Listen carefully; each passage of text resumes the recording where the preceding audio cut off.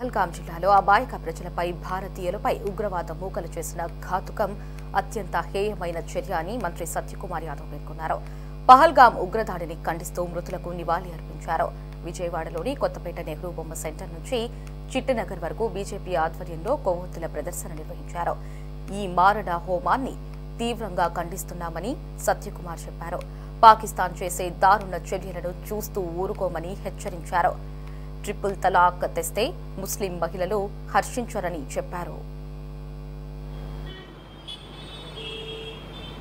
అమాయక పర్యాటకులపైన ఈ పాకిస్తాన్ ప్రేరేపిత ఉగ్రవాదులు అత్యంత అమానుషంగా దాడి చేసి తల్లి ఎదుట బిడ్డని కాల్చేయడం, భార్య ఎదుట భర్తను కాల్చేయడం, ఈ రకంగా చెల్లెల ఎదుట అన్నను కాల్చేయడం, మరీ ముఖ్యంగా మతం పేరు అడిగి హిందూ అని చెప్తే అత్యంత పాశవికంగా హత్య చేశారు. ఇది దాడి ఈ దేశంలోని 145 కోట్ల భారతీయులు ఖండించదగ్గది. గత 11 సంవత్సరాలుగా నరేంద్ర మోడీ గారి దేశ ప్రధాని అయినప్పటి నుంచి ఉగ్రవాదానికి ముక్కుతాడి వేసి గతంలో ఎక్కడ చూసినా బాంబు దాడులు జరుగుతుంటే ఆ పరిస్థితిని మార్పు చేసి ఒకటి అరా జమ్మూ కాశ్మీర్లో గతంలో ఈ పాకిస్తాన్ ప్రేరేపిత ఉగ్రవాద దాడులు యూరిలో కానీ పుల్వామాలో జరిగితే దానికి వారికి అర్థమయ్యే భాషలో ఆ దేశంలోకి సర్జికల్ స్ట్రైక్ చేయడం ద్వారా కానీ లేదా బాలాకోట్లో ఎయిర్ స్ట్రైక్ చేసి ఆ ఉగ్రవాద శిక్షణా శిబిరాలను ధ్వంసం చేసి వందల మంది ముస్కరులని హతమార్చడం జరిగింది. ఆనాడు ప్రపంచమంతా భారతదేశం వెంట నిలిచింది. ఇవాళ ఈ పిరికిపంద చర్య కూడా పాకిస్తాన్ కానీ ఆ ఉగ్రవాద సంస్థ ఏదైతే కాశ్మీర్ రెసిస్టెన్స్ ఫ్రంట్ ఉందో ఈ దాడికి పాల్పడిన వారు ఆ ఉగ్రవాద సంస్థ బాధ్యులు ఎవరైనా తగిన మూల్యం తప్పించుకోక తప్పదు. ఇవాళ ఒక సమర్థవంతమైన నాయకత్వం ఈ దేశానికి ఉంది.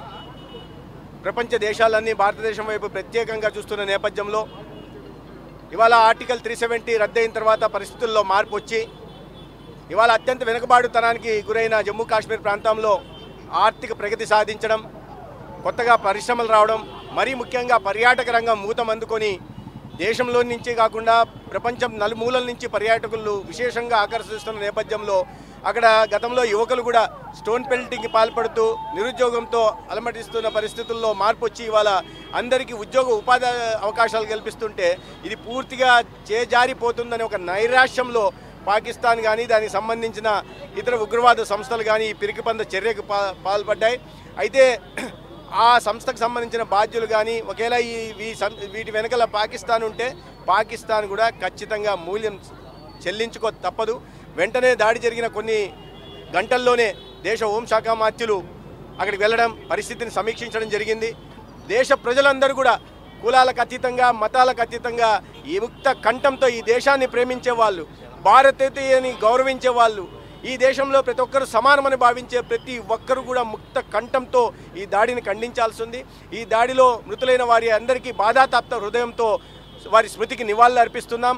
అదేవిధంగా ఇవాళ ఆంధ్రప్రదేశ్ సంబంధించిన ఇద్దరు కూడా ఈ దారుణ సంఘటనలో మృతి చెందారు. వారి పార్థివ దేహాన్ని చూడడానికి గౌరవ ముఖ్యమంత్రి గారు ఇప్పుడే సమీక్ష నిర్వహించి వారి బయలుదేరడం జరిగింది.